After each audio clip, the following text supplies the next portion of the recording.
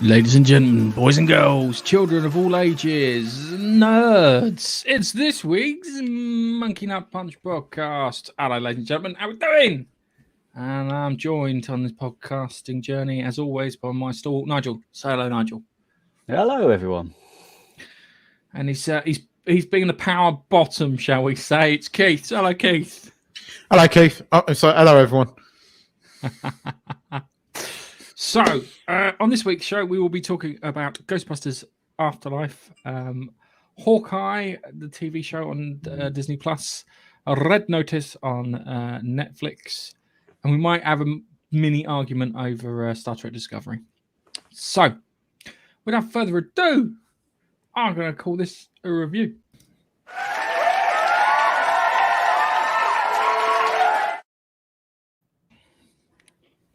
Right, I watched Ghostbusters Afterlife Friday, and it's interesting. I'll tell you how I feel about it. I watched it and I was like, came out of the cinema and I wasn't like, I fucking enjoyed it. It was really enjoyable film. Ghostbusters fit in that Ghostbusters vein. Yeah, I think it fit inside the Ghostbusters kind of pantheon of storytelling, shall we say. It did feel more like Ghostbusters, the epilogue, rather than a proper Ghostbusters adventure. Yeah, it was just mopping up the bits around the end and making sure things were all getting tied up and sorted out. There's a surprise right at the end of the film. Stay for the end of the film, because I was watching it and they were going through the list of cast names and I went, I didn't see that person. And then that person then turns up in said film. It's really good. There's a little girl in it who plays Egon's granddaughter. Her name is, if I can remember what it is McKenna Grace. I think I've got it right. And she does be really good. She does an excellent job, because when it comes to child actors, they're usually okay, passable, or irritating and not watchable. Yeah, and I'll give you an example, because Finn Wolfhardt's in it, and I fucking hate him in it. Really want to disappear. I can't stand him. I really can't. He's such an irritating actor to watch. I don't think it's going to work out. It starts off. You've seen the trailer. Egon's died, left the house to his daughter and the grandkids, and they think they're just turning there to sort everything out and then move on back home to New York. But it's a case of mum's broke. She can't afford the rent. Blah blah blah. She is going to have to live in the creepy old house, the dirt farm, as they lovingly call it in the film. It's great because usually you watch these films and and the characters have got nothing to struggle with. Yeah, they're all perfect and everything's fine, but they get rid of that. And it's like kind of, no, everyone's got troubles. So you've got Phoebe, who's a bit, how can I put it, socially awkward. She doesn't blend in. Her brother is trying to coach her to try and make friends, because it's like kind of, just remember, be yourself. To which her brother goes, no, for fuck's sake, don't be yourself, you'll scare people. When she's going to go to this school over the summer. It's really good. I'm trying to tell stuff without actually spoiling it. She meets this kid called Podcast, who's got a podcast, ironically, like us, who's got a podcast. And he sits there and records and narrates everything, which it makes him really good. And he's quite a fun kind of character just to bounce off of the Phoebe character. They find all the devices and stuff, and there's some spooky goings on in the house. Chess games are getting played, things are getting moved aside, certain things are getting set off, lights are dimming and whatnot. And they find ghosts, as you'd expect, and they try and hunt one of the ghosts down. And then they have to take on Gozer at the end, which we all know from the trailer and whatnot. Gozer is voiced by Christian Avasarala from The Expanse, because I was listening to it and I was like, that voice sounds familiar, because she's got that kind of very raw, like she's been shouting, smoking, and drinking brandy her entire life. I smoked 100 fags a day. Yeah. Which really I think helps her. J.K. Simmons is in it too, as a guest appearance. Really? I'll tell you who. I was surprised because I looked at it and went, that's fucking J.K. Simmons. He wasn't in the... but you'll if you watch it, you'll find out why. It's done really well. Everyone is predicted that Egon turns up at the end along with the other Ghostbusters. You bang on there. I'm not going to spoil it any more than that. The last scene's quite touching. When you get him, he turns up right at the last moment just to help out, and it's just like because it's like that's the time you need the help. It's done really well, and the earthquakes get explained, and everything kind of balances out. And it's one of those films where they've actually bothered to tell a decent story, and it was definitely worth the watch. And it's annoying that you guys haven't watched it, so I can't bloody talk about it. Yeah, and it's annoying. I'm annoyed, but it's not out here till the 22nd of January. Unfortunately, I know who is at the end. Unfortunately, I know who is at the end. Everybody knows who's at the end. My wife, who hasn't seen any trailers, knew who was going to come in at the end. Yeah. Well, it's a shame it's not Rick Morales. I would have liked to have seen him, or unless he is in it. I hadn't heard he's in it. No, he's not in it. I'm sorry. I'll just pull the band-aid off straight away. No, he's not in it. Yeah, it's a shame. I'm glad that Bilfer agrees with me that Finn Wolfhard isn't. What did he put? He said he's a poor man's Jim Timothy Chalamet. I've heard that he isn't particularly good in this, and that he's a bit annoying. I've heard people complain that it's all fan service, which, as I'm a fan of the Ghostbusters, good. But it's not. I'll be honest with you, it's not. There's the right level of fan service in him. Yeah. Oh, look, here's a ghost trap. What the hell's that? That's a ghost trap here. Look, from the 80s, they used ghost traps to trap ghosts. Oh, okay. Let's open it up. Oh, fuck. Something's in it. Oh, it's something we've seen before. That fan service is fine. There's a proton packs. Psh. Oh, yeah, they work. That's fine. Yeah. There's a sad conversation that Phoebe has with Dan Aykroyd, where she phones him up out of the blue and asks about Egon, and he's sitting there and he's just lamenting fucking everything that's happened, and that worked well, and that was good, and we have to watch it. Go and watch it. As a proper recommend. Does it account for the game that was effectively Ghostbusters 3? No. It's off from the game? It's off of the back of the first film. Yeah. Right. The rumors is that what they're planning on doing is if they do another one, it'll be off the back of the second film. Yeah. Okay. So this is all off the back of the first film, and if they do another one, it'll be off the back of the second film, and if they do a third one, it'll probably be off the back of the game. And I imagine they don't sort of make note to the game or like anything that happened in the game kind of thing. They didn't include the game in. No, even though the game, I count the game as the third film. It is the third. Yeah, film. Well, so many people do. Yeah. It's considering that because what the story behind the third game was, this guy had rebuilt Ghostbusters in the Unreal Engine and he demoed it off to Sony, and Sony weren't interested in it. But Dan Aykroyd saw it and he went, this might be the opportunity to tell Ghostbusters 3, the story that we'd want to tell, which was Ghostbusters Go to Hell. Yeah. And if you play the game, you wind up in another dimension, which you could call hell for all intents and purposes. But he backed up that developer in order for them to get that made and the license to get sorted for it, which is a great move for someone, building a fan game. And they did do a really good job. And I have the remastered version on my Xbox that I need to play. But it doesn't make any references to that, I'm afraid. But they do go to Hook and Ladder because they film there. I know that. I know. Yeah, they do. They go Hook and Ladder. The fire station. It's at the end, cut right? From the film. Is it cut from the film entirely, cut from the or film. Is it one of the? Is it cut one of the scenes film. At the end? Cut from the film. Unless there's one scene right at the end after the titles, it's cut from the film. They swapped it out with Sigourney Weaver, which was a better choice because I like Sigourney Weaver. I hear there's 2 end credit scenes, and one of them is Hook and Ladder because they did an interview of the original cast. They were doing the rounds last week, and they were from the fire station. Because I inadvertently found it when I was in New York once. I was just walking past. It's not that. And there it fucking was. It's not that hard to find. I found it in Spider-Man, and I wasn't even in New York. I wasn't looking for it. No, I'm just saying. It's in Spider-Man. It is in Spider-Man, yes. Anyway, you find it everywhere, man. It might be It's at the end. probably here in the UK as well. It might be right at the end of the titles, because we didn't stay to the end because because car parking, they let you have so much free, and then I've been stung by James Bond and Dune because of the length of the films, and I had to pay for my car parking.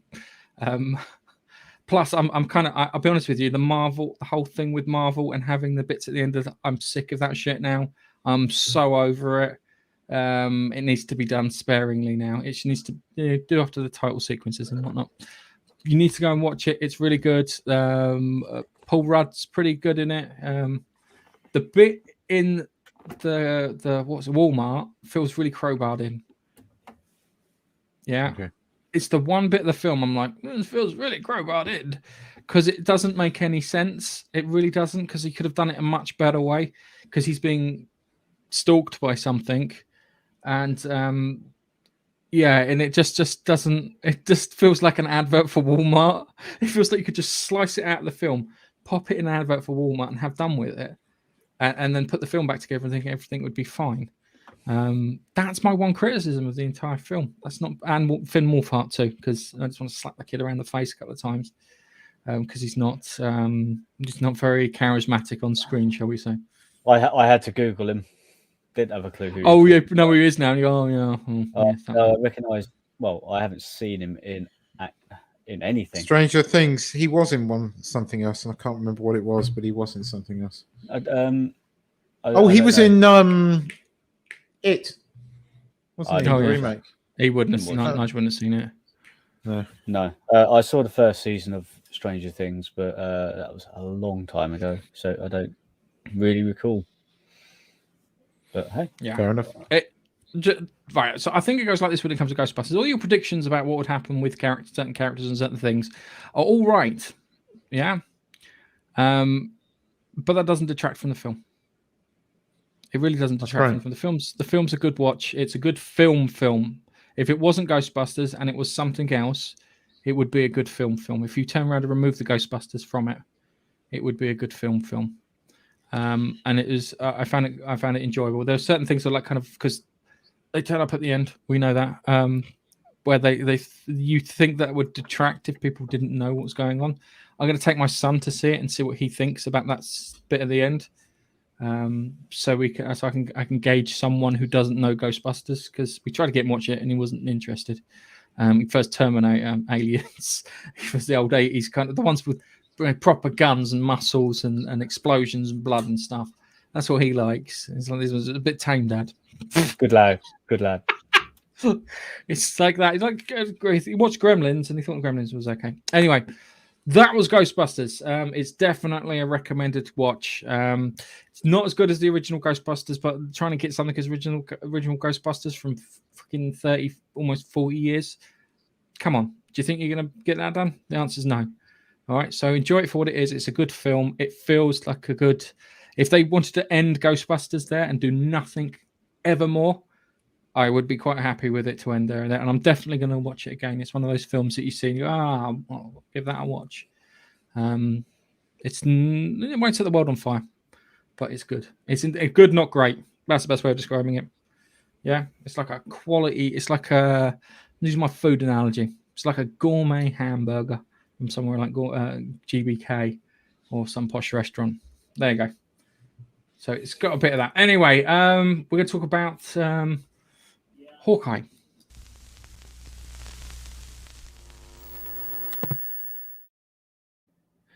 Right, you're going to have to excuse me. I'm going to bump Keith up here for a moment because I need to talk to his fat ass. All right.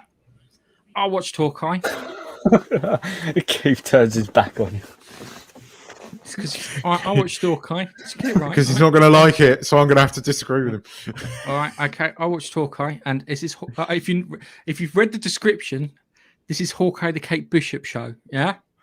Because it's nothing to do with Hawkeye. Hawkeye is an additional character in there, yeah? And this is my biggest problem with Hawkeye. It's boring. It's really fucking boring. I tried watching it twice. I fucking struggled. It's annoying because they got the casting spot on. The casting, you're so fucking moron. The casting is done really well. Yeah, the swordsman character who plays Laulo in what's that thing with the Better Call Saul? Yeah, perfect. But the directions that he's been given and the character he's been given, he's camping it up is a bit shit. Yeah, you've got the girl played by what's her name? Haley Steinfeld as Kate Bishop. Yeah, great bit of casting. She's really watchable, very charismatic actress. Yeah, you got Jeremy Renner again, good casting because he's already in it. Thingy. Apparently, Black Widow's turning up, and it's not our Black Widow. It's Eastern European knockoff Black Widow, which is happening in the future. And then you've got Echo in there, and then there's rumors that they have the Kingpin revealed at the end. They've alluded to him. But even with all of that, it was boring. Can I say something about? I haven't seen this, and I literally have zero inclination to watch it, mainly because throughout the whole of the Marvel film series, I find Hawkeye boring. Oh, poor old Hawkeye! I know he's going to be devastated. I know. But the annoying thing is, the way they've portrayed him, and you could make him really interesting because Hawkeye's a spy, so he's got spy-crafty elements which would make a story interesting. The problem is, you didn't even laugh when he went to the Renaissance Fair. I found that quite. I was cringing like the scene with the musical. The musical was god awful.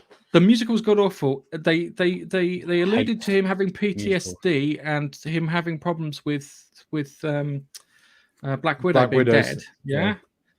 And that was great. That was a fantastic bit of characterization in 30 seconds. And then the bit where he goes for a wee and he looks at the toilet and says Thanos was right. They were great bits of characterization, really done, shown, and not told. Yeah. And then outside that. Sorry, Nigel. I just wanted to say, like you mentioned musical there. I think I would have turned it off because I hate musicals. I think it was on the planet. He hates music. Hawkeye hates musicals along with you. You know that, don't you? Yeah, so he's my brother in that sense. But the thing is, right, the only time it's not even a musical. So it was there was a scene, a huge Ackman is in Night in the Museum. He's on stage, and one of the thingies have come to life, and he escaped in the suit of arms and all that sort of stuff. And he's gone to stage, and he's doing like it was like a King Arthur thing, and he's on set. I think it was like a musical, but they weren't singing, and that's fine with me. If you're not singing, great. I hate the fact that people spontaneously break out. That doesn't make any sense. I'm just about to die. I'm gonna sing a song before I die.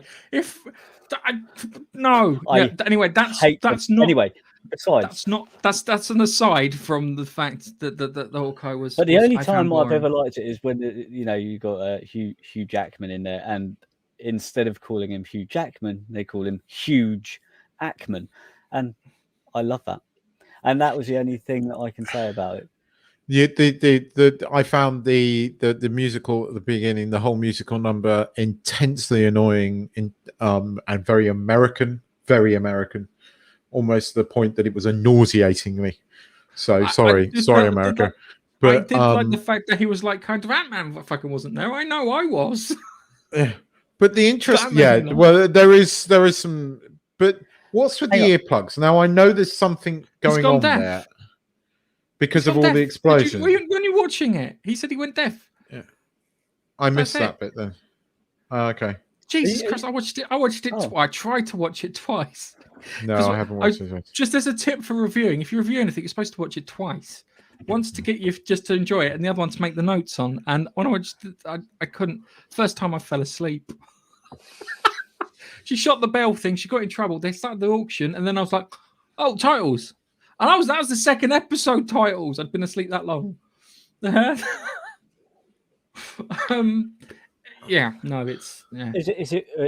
it worse than Falcon Winter Soldier? No, it's not. No, it's not agreed. I do not find it egregious. Where Falcon Winter Soldier was character's journey was. What do you mean I'm black? Was the character's journey, which I found fucking deeply. I actually find deeply offensive and racist when I think about it, because there's one guy who didn't see the world in color and now is forced to see the world in color. That's wrong. Sorry, it shouldn't be. You should just get get your shit on and get on with it. It was the Falcon and the Winter Soldier, to me, was purely a vanity exercise for Disney going, look at how progressive we are. What would have been far more powerful a statement would have been, don't mention it.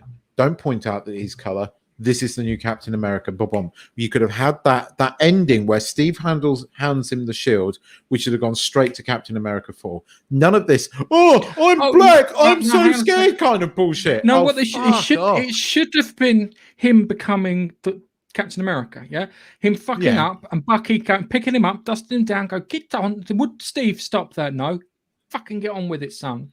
Yeah, it shouldn't have been about race. It shouldn't have been about race. It should have been his journey on growing into Captain America. Version of, because he was handed the shield for a reason. He has skills, and he has the ability to become Captain America. And so it should have just been that. It should have been his journey to becoming a very good standing. And we would have accepted that if that was the story. And the other side of it too is if it would have been like a buddy cop kind of comedy sort of thing, we would have enjoyed like kind of him giving shit back to Bucky, where Bucky's telling him off for something and he's back chatting him, because that would have been more in line with his character, because he does have that kind of slightly back chatty to him. All right. But we didn't get that. We got this horrible race baiting nonsense. But getting back to Hawkeye, it's not quite as bad as that then. It's So how about the other one? What was her face? Which Kate Bishop, Haley Seinfeld. No, he's talking about WandaVision. No, WandaVision was just part of was just crap. Is it so it's better than that? No, it's not. It's boring. I would say WandaVision had me interested. WandaVision had me interested. It had me irritated. They had me interested. I wanted to know what was happening next. It was only when you got towards the end that you went, "Oh, you fucked it."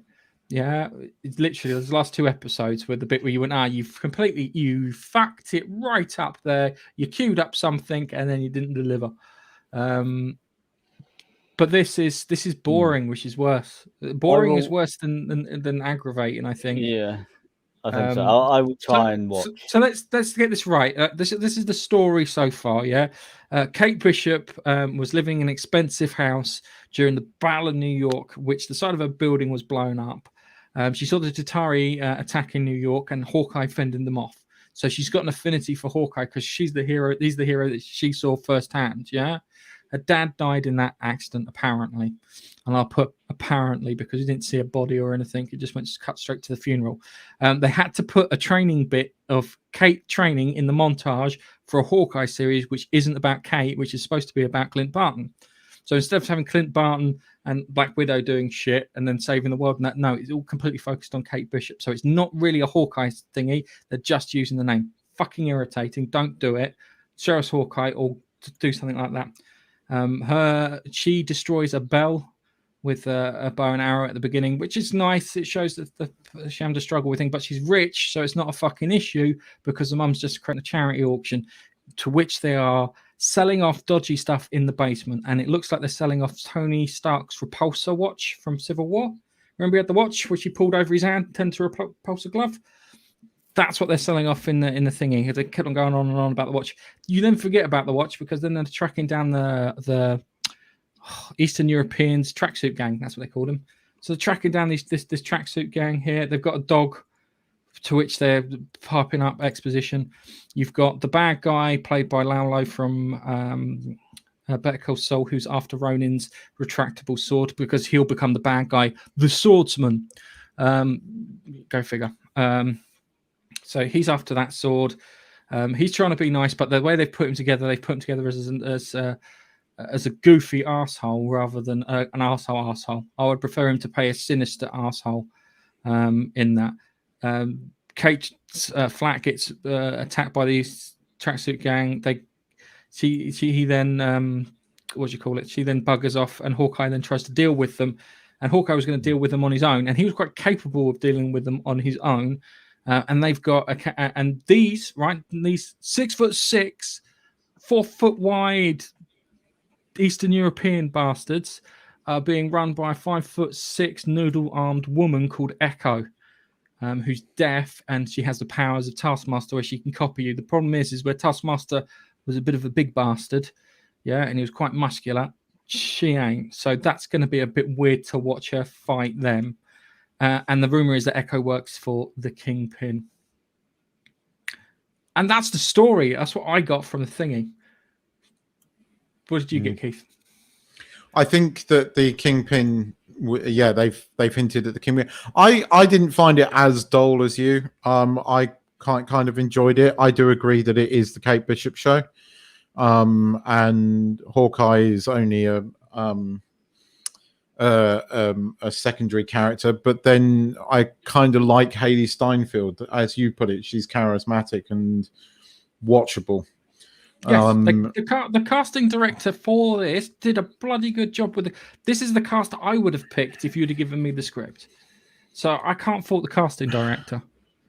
I'm slightly more intrigued about it. I would say it's much better than WandaVision because WandaVision just pissed me off. No, it's not Loki. But I've enjoyed the 2 episodes. I'd say they're okay. It's not like, it's the most amazing thing ever in the world. But it's okay. It's not. I don't find it as egregious, but I do understand why some people would. I don't find it egregious. I find it dull. As I said, first time I watched it, I fell asleep. Second time I watched it, I caught myself looking at my phone. Yeah, I thought I'm gonna watch it and properly watch it all the way through both episodes. And there's a point I looked up at the screen and went, I've just looked at my phone for the last 5 minutes, which means it's boring. I mean, it's a subjective thing, I think, slightly. I don't like the mother character. I think she's a bad guy. Yeah, that's obvious. Or is getting to that point. I think they are going to bring the Kingpin in, which will be kind of cool. I think they won't. I think they'll hint at him. I don't think they'll bring him in. They'll hint at him. So when they do bring him in, it's not a big surprise. But again,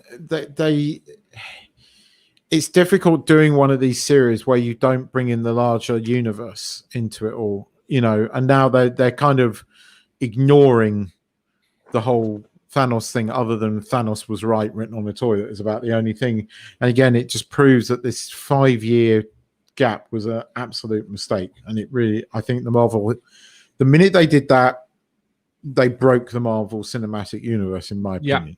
Yeah, no, I completely agree with you. It just makes everything a pain. Unless you were going to sit on the Marvel Universe for a decade, yeah, and then come back a decade later, it wouldn't have made a difference a decade later. But because, it's bullshit.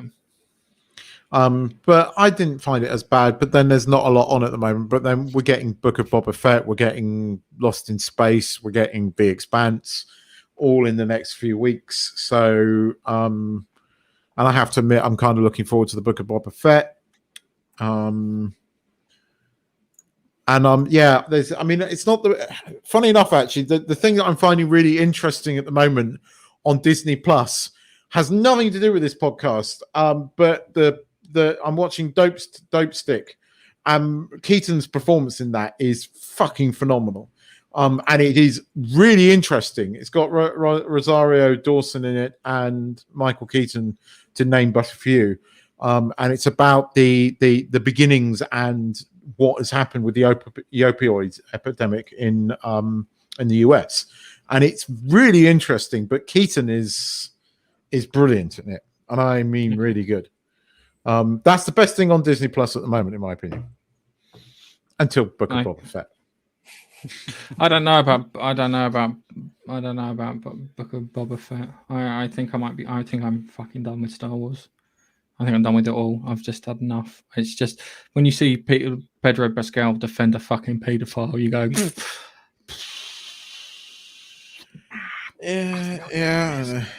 yeah. And these people are the ones that are kind of encouraging that behavior, and it's just I'm kind of done. I'm kind of done with it. I'll be honest with you. I was done with Star Wars at Revenge of the Sith. Yeah, because at Revenge of the Sith, all you had to do at Revenge of the Sith is put that fight at the end of Rogue One in Revenge of the Sith, and that was it. That's all you had to do. All you had to do is show Darth Vader killing some Jedi. Yeah, didn't have to even be normal people. Some Jedi. Yeah, goes into Jedi temple and just fucking murders everyone, and they're all like, "Ooh, now we know why he's such a badass and why everyone's so bloody scared of him." Yeah, that would have cemented it, but they didn't do it, and that's the reason everyone likes that scene at the end of Rogue One. Is because of that, because that's the bit that you really wanted to see in Revenge of the Sith. So I've been done with Star Wars for a very long time. I'll be honest with you, I keep trying to get, you guys are so enthusiastic about it and you try and pull me back into it. And the only thing that seems to have any kind of pull is probably the Knights of the Old Republic, because it's kept pretty much separate from all of that and tells its own story, but it's in the Star Wars universe, and that has more of an appeal to me than anything else. And I can't wait for the day that Disney fucks it up, which may be coming sooner than you think. I've got good hopes for Knights of the Old Republic, because obviously the two games are so far removed from the movies and the other series that they put out. So far removed because they're thousands of years before all of that takes place.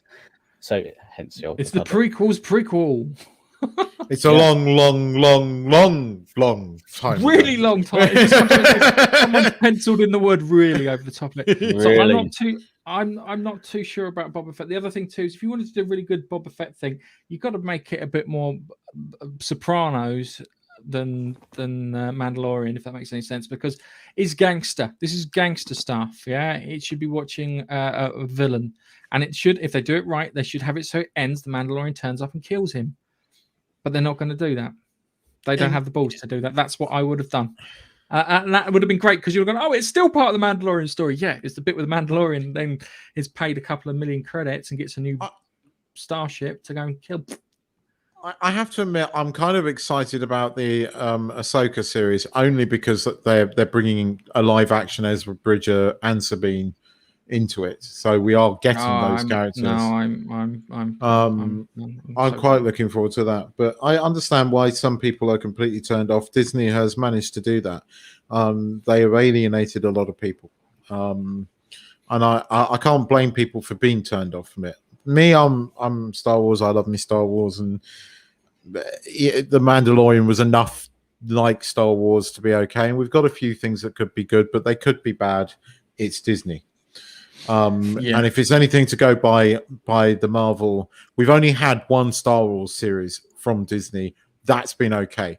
We have had quite a few of the Marvel series, and they are hit and miss. And for me, the only one that I've enjoyed really is Loki. Hawkeye is okay. I don't find it as boring as you, but it's not fantastic. It's not like it's boring. That's why you don't think it's fantastic, because it's boring. You're looking at it going, oh. I mean, for me, Loki was okay. It was okay. Although it was better than the other two. Okay. All right. So let's move on to our next one. We're going to talk about film.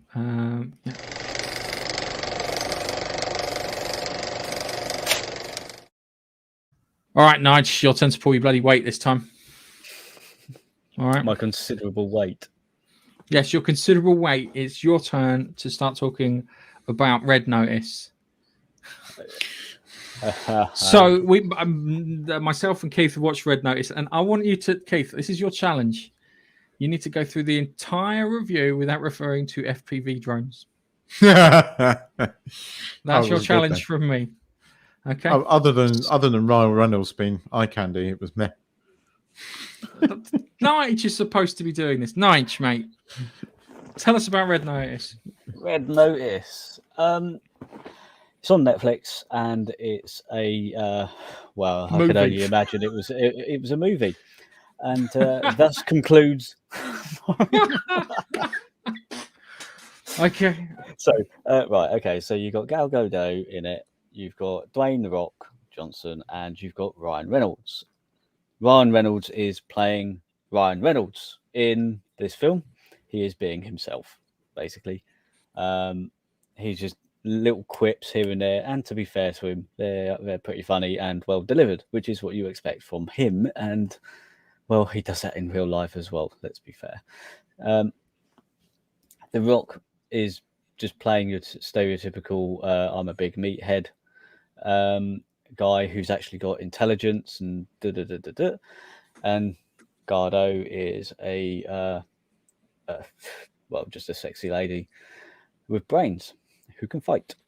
So they're sort of like Dwayne is a FBI profiler who's chasing down the most wanted thief, essentially. And the most wanted thief is Ryan Reynolds, and he's a smart arse. No. It's a character called the Bishop. He's after. Well, he was chasing him in the first scene because he was about to steal an egg. Yeah, the Bishop is the one that notifies him. Yeah, but he says, "How did you find out I was here doing this?" And he said, "The Bishop told me." And he's like, figures.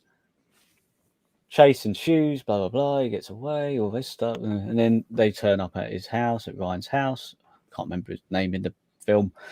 I can't remember any of their names from the film. But all right, okay. So him. He's working with Interpol, arrest. So Dwayne gets set up, goes to jail along with Ryan. They form an unlikely partnership. To help you out, John Hartley is The Rock's name. Nolan Booth is Ryan Reynolds, and the Bishop is Gal Gadot. And the inspector is Daz, who's chasing after. Told me not to mention it.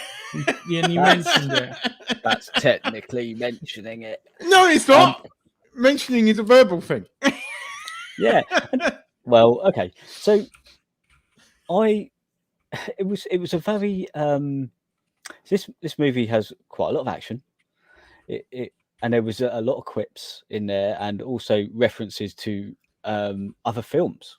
You know, there's a bit where they're in the bull ring, and he's saying, "Don't move. They can't see you if you don't move." And The Rock goes, "You're thinking of Jurassic Park." And he went, "No, definitely not." And he went, "It's got David Attenborough in it." Like, "No, you're thinking of Richard Attenborough." He's like, "Really?" He's like, "Yeah." And he goes, "Did it have Jeff Goldblum in it?" And he went, "Yes, I am thinking of Jurassic Park." Next thing he knows, he's clattered by the ball. So it was, I think some of these jokes are really well written. Well, they bounce off each other quite well, etc. Not too bad. And it follows its way through. And it's got a very predictable route, in my opinion. The story is very predictable in what's going to happen and what does happen, which I won't say just in case someone hasn't seen it. If you've got Netflix, just go watch it. However, it was predictable, but for me, that didn't really detract from the film, because it's one of those fun ones where you don't need to think and you don't need to second guess, because you sort of know what's going to happen anyway. And it was fun. So, and you can watch it with your family, which I did. Okay. All right. So, first things first is, I think Ryan Reynolds could play Nathan Drake from watching this film. Do you know? Yeah. The way he was escaping in the first scene, with jumping over things, sliding, doing it, and climbing up, all that sort of stuff, perfect for it, in my opinion. I think, and he's cocky enough to have that Nathan Drake cocky. kind of. And he does, doesn't he? Bullshitter. Yes. And it's those quips, and Nathan Drake has those quips. Do you know what this? Do you ever watch a TV series called The Real Hustle on BBC Three? I've heard of it. It reminded me of The Real Hustle on BBC Three, because there were three people working. There was one who was the girl who was the honey trap. Yeah, so her name was, I think, Jessica Clements, gorgeous looking lady. Yeah, and she was designed there to make all the men go ugly eyes. Then you had the fat bloke who would rob you who would rob all of your money if he was given the opportunity. And then you had the confidence person who kind of came in there, and it kind of felt a bit like watching the Real Hustle. This is a weird criticism. It felt cheap. It felt, if you look at it, it was pretty much set based with a few things outside. You know, they scrimped on the cameras. Waiting for a response. I think it was studio based because of the coup. That's one of. I don't know what the budget was for this, but it didn't feel like it. But then again, it was a Netflix movie. It felt like a Netflix movie. Yeah. It felt like a Netflix movie. It was enjoyable fluff. It wasn't too deep. It wasn't too this. It wasn't too that. It's something you can put on, and it's completely inoffensive. That's a weird way of describing a film. It's not great, but it's completely inoffensive. You can watch this, and no one would get upset. Yeah, it was a $200 million US dollars budget, by the way. $200 million for that. Apparently, I've just googled it. Fuck off! That's about like 80 million. I know. That's probably wrong. I hope to God that's not the case. I hope. Anyway, that makes me go, oh my God. Thing I found funny about it. It was the bit where Gal Gadot is fighting The Rock. Yeah, and no offense to him, if The Rock hit me, I'd be on my ass for a week with just one punch. Yeah, he might not kill me, but I'd be like, oh jeez, why would you do that, you bastard? Yeah, there's no way Gal Gadot's getting a punch, but it does get explained at the end, which I fucking love, because when I got to the end, I was like, oh thank God, my brain is working. And you understand why, because I was thinking the same in the fight scene. I'm sitting there going, how are you not taking this lady out? I mean, you know, dude, as I said, if you punched me, I'd be on my ass. And I'll be honest with you, The Rock from like early 2000s, I could probably get a punch and walk away from. Yeah, this Rock now, no. Yeah, early 2000s Rock, when you smell what he's cooking. Yeah. It's annoying because he doesn't own the rights to call himself The Rock. That's owned by Vince McMahon. He has to call himself Dwayne Johnson. That's fair enough. It was good. The thing is I like the detective that was chasing them. She felt like she was properly trying to chase them down, even though she was like a 4 foot. We all know why you liked her, Gareth. What? No. What? Anyway. The only bit about her. The only bit about her when she was chasing them through the tunnel, escaping from the Nazi stash in the quite rare Mercedes, was everyone got taken out, and it was just her driving the Jeep chasing them, and I'm sitting there going, why don't all three of them just stop and take her out as well? Because they could easily overpower her and lock her up somewhere and then just drive off and do whatever they want, because it's just her. And they just drove off and did the thing. I just thought that bit was a bit weird. I was just sitting there going, just stop. It's just her. What's she going to do? The three of you. Yeah. It did. Yeah. Just that one bit. That's the only bit that I had not an issue with, but I just found it just a little bit strange. It did suffer from what the Jodie Whittaker's first series of Doctor Who suffered from, where it felt like there was no one else in the world. If that made any sense? Do you feel that way? It's like kind of was really kind of it's there in like isolation to everything going on. I think the first opening bit with the museum and the chase and the escape outside, there were a load of people around, inside and outside. But outside of that, yeah, I can sort of see what you mean. I mean, there was a load of people in the jail. Yeah, but most of the scenes were like away from that. It just gave a feeling that it was COVID. That was the COVID isolation feel. Yeah. Right. All in all, I think the film is well worth a watch if you want something easy to watch. It's fluff. It's fluff. It's light fluff. There's nothing wrong with. There's nothing wrong with light fluff. It was entertaining. Yeah. That's what we kind of want from our fucking films, is to be entertained, even if it's just for an hour, and even if it's not something clever or super smart. It's just something that just takes us out of our daily grind to, and just lets us forget about the world and just have some fun. But as I said, watching that, I came to the conclusion that Ryan Reynolds would make a great Nathan Drake, and I really wish they fucking cast him now. Yeah. Oh yeah, so annoying. Yes, I watched recently another film with Ryan Reynolds in it, Free Guy, and he was great in that as well. Really enjoyed that. It was just Lego Movie, but in human form. But I think at the moment Ryan Reynolds is on the up. I would say he's.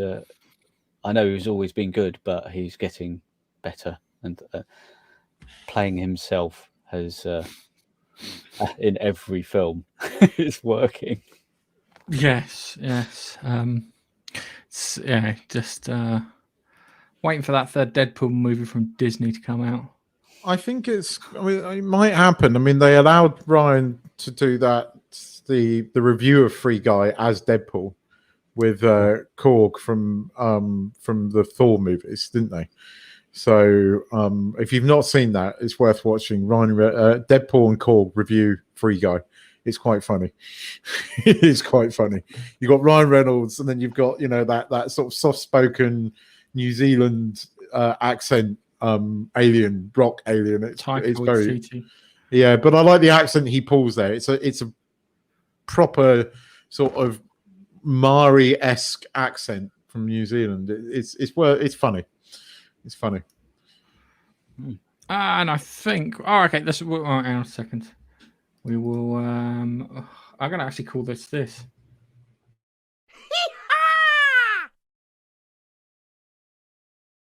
Star Trek Discovery. It's back on our TVs in the UK. Let me just check and watch.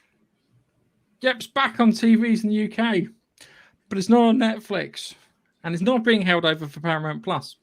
It's on a TV service called Pluto TV. Which is renowned for doing shit Nothing. TV, shall we say?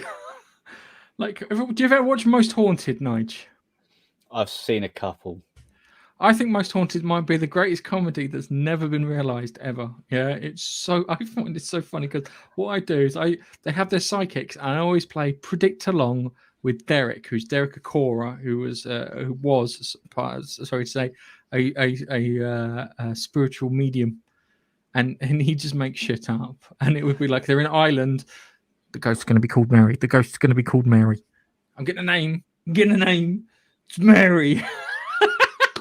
Oh, it's always. and I just like kind of, oh my god. And that's what's on Pluto TV. But joining the ranks of Pluto TV is Keith's favorite iteration of Star Trek Discovery. Well, I've just Googled who owns Pluto TV, and it's owned by Viacom. So that's how they've got. Yeah. Okay. So here's the thing, right? A couple of weeks ago, when just the day before Star Trek Discovery Season 4 was going to come, all the UK fans, all 5 of them, thought they were going to get it on Netflix, and they announced, or Paramount announced, that it wasn't going to be on Netflix. Netflix had dropped it. This was literally the day before it was due to air, right? And they said it's been held over for Paramount Plus, which is launching in the UK and some other European territories. Hang on. No, it is. They've done a deal with Sky. They've done a deal with Sky. So hang on a second. Paramount held over for Paramount Plus, but going to Sky. So Paramount Plus is going to become available as a Sky Q app at some point in 2022. So this is not unheard of, because in this country, in Thailand and India, there used to be a company called Hotstar who owned the rights to a lot of these programs and stuff. So what we now get here is Disney Plus Hotstar. So we can't use the normal Disney Plus service. We have to use Disney Plus Hotstar. We get most of what's on Disney Plus, but it's because Hotstar own the rights. And it turns out that Sky own quite a lot of the Paramount rights. So Paramount Plus has done a deal to be unique to, or it's only going to be on Sky Q as a Sky Q app. But numerous people bitched and moaned about the fact that they weren't getting Discovery, and the fact that, like we've said in the past when we were talking about Game of Thrones, that the internet exists and therefore it was going to have the shit spoiled out of it. Well, Viacom CBS, who owns Paramount, happens to own Pluto TV, and they've launched it now free on Pluto TV across Europe. Apparently, it's not just here in the UK. So that's what they've done. Now, whether Pluto TV survives into the when this Paramount Plus thing launches, but according to this, Paramount Plus is coming to the UK, but not yet. And I think people moaned. So I've got Sky Q, Yeah. And yes, you can have apps on there. You can have Netflix app, Disney Plus app, etc. etc. However, you still need to have your login details and stuff that you would normally pay for separately, and you can log in with those details through those apps. It's just the same as having an app on your PlayStation for Netflix or Disney Plus that you can watch it through there. So this app that you're talking about, you will need the subscription from whoever it is to sign in through the app. It's just simply an app. It's nothing. It's not giving you free access. You will still need to have to pay separately for access to this program and then sign in. You can watch it on Pluto TV for free. Yeah, that's the thing. I think they've launched it now for free on here, even though they put this statement out. Apparently, there was quite a lot of backlash about it. Let's get it right, but I don't give a shit because Star Trek Discovery is a pile of fucking shit. I am not watching it. You really sound like you're trying to defend it. A free service? Yes, Pluto TV is an entirely free service. It's a free service. No sign up, so it's not okay. I thought it was a paid for thing like Apple and Apple TV. No, okay. No, I've got it on. I've got it on PlayStation. I think I originally had it on my PlayStation because I watched, like I said, I like playing the most haunted predict along with Derek game that I enjoy, where I pause the TV and try and guess what he says before he says it. And it's just full of all those kind of crap TV programs, and I'm glad it went to Pluto TV. It went there, and that just says a lot. It says everything. It's interesting how I think initially they were going to wait. There was a small minority of people that vocalized very heavily, like I don't. There was a lot. I don't think anyone vocalized anything anywhere. I can tell you that they paid attention to. Okay. Digital Spy complained. All of the lefty media complained about it because I saw it. So Digital Spy ran an article about it, and these are the people they listen to. That's the thing. They don't listen to anyone.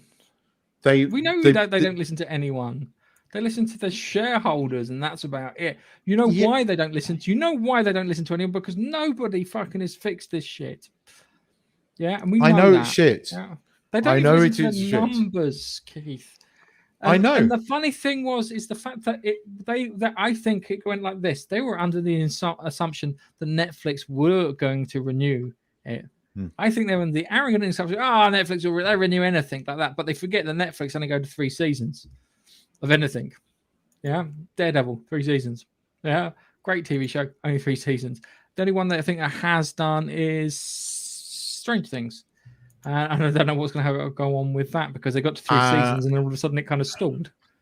What was the thing with Spacey that then they couldn't cancel because it already went into... No, it's Spacey. 3 seasons. Spacey. Their very first thing, what was that? House of Cards. Didn't that do 4 seasons? Might have done, but everything else has not got past 3 seasons. Seriously, true, Lost in Space. It's a Netflix thing, and they're thinking, hang on a second, it'll get no, it's your terrible shite. I watched some clips from it. There's a guy called Major Grin on YouTube, and he likes just clipping it. And there's one where they turn up and they go to this alien race. Goes, you need to give us our dilithium. Why? Because we're the Federation, like that. And then they've got them all smiling and farting, and it's just like kind of, dude, I reckon he just added the farting noises in there. It's so fucking badly written. These people are emotionally incompetent, let alone fucking literally incompetent. I can't even fucking do the word. But because it's got representation, it's hasn't. Beloved by the representation in it. It's not got representation on it. Because representation represents everyone. Not everyone is represented in this. Yeah, there's no heterosexuals in there. Oh, Michael Burnham. No, she's probably a fucking les, before we know. Book is not in man. Okay, so he's not heterosexual. I like the actor. I think he's a good guy. But he's been fucking, given a damp fucking squib on this one. It is just a height of garbage. I really hate it. I reserve hate for proper I things. agree with you. I very rarely, once I start watching something, give up on everything. Even I will sit there and slag it off, but I will watch it. You know, I even watched Doctor Who, and I hate it, but I still watch Doctor Who, even so, just to watch this car crash come to an end. I got to the season final of season 3 of Star Trek Discovery and went, I can't watch it. I just can't. My mental health is not able to watch this, and I haven't watched it since. I refuse to watch season 4. I refuse to watch it. I mean, the fact that they've put it on a fucking free service, they might own the free company, but the fact that they've done that, I mean, as I said, I read like digital. I mean, I try not to read Digital Spy now because of all the fucking bias bullshit on there. But sometimes it's the only place to get any kind of thing of what's going on. But I try not to. It's like a bad habit, reading Digital Spy. But they bitched about this. But no, fucking, I hate it. I'm with you. I don't like Star Trek Discovery one bit. Haven't watched it. Will not watch it. Right. I'm done. Wrapping this back up to the beginning, yeah. Ghostbusters Afterlife's got pretty much a little girl as the lead in it. She's probably done more for fucking women's representation in films by representing a woman in a good film than all of this The Message shit. And I need to clip that from a Critical Drinker when he goes, The Message. Yeah. So we can play it every time we talk about The Message, because it's just, they're not interested in entertaining you. They just want to hit you with their politics, and they're willing to spend millions upon millions to do it. And they will hire what's the de jure fucking employees rather than de facto employees, to use a term that you probably wouldn't come across that often. So yes, it's shit. We know it's shit. Everyone knows it's shit. It's on a shit fucking streaming service along with other shit programs because it's shit. Netflix didn't want to keep it because it was shit. Michael Burnham's shit. Fucking, it's just shit. All right? Yeah. Go away. Stop wasting my time. Discovery is shit. I think I remember inviting Nigel over to my house. I went, but before you do anything, I need to show you the star of Star Trek Discovery. And I fucking berated. I was almost like berating Nigel like he was the creator of fucking Star Trek Discovery, saying, look, what the fuck is that? What is that? That's nonsense. That was the scene where she was walking around in the desert. Oh my God. Yeah, that cloud cover. Doing the symbol under cloud cover so no one could fucking see it. Yeah. Why don't you just get to a high point so you can transport out of there, you bell end?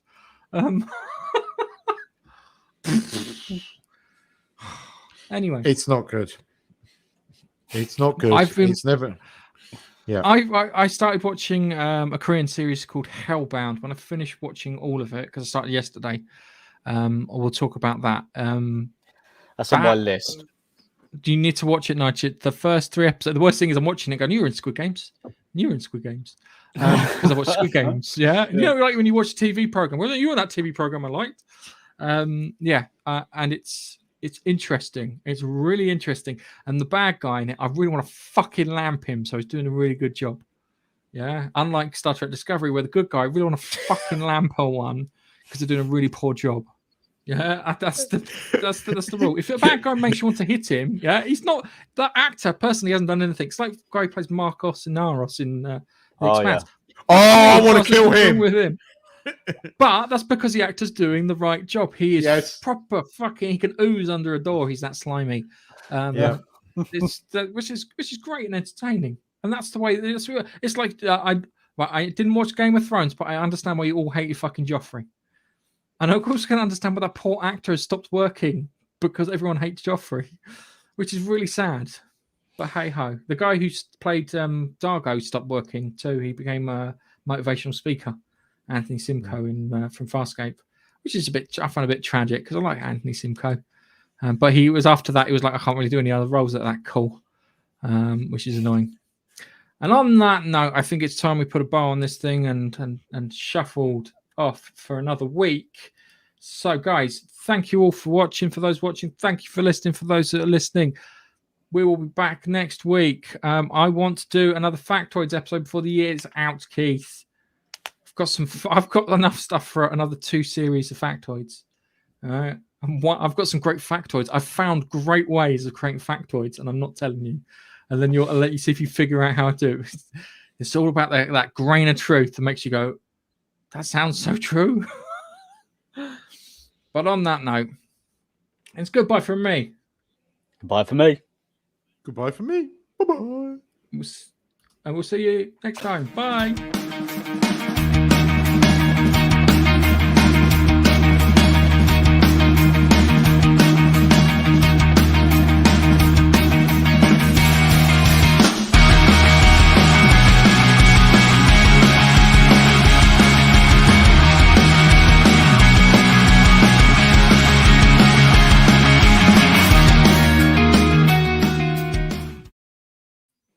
Found it a little strange how Keith was how can I put it, defending Star Trek Discovery.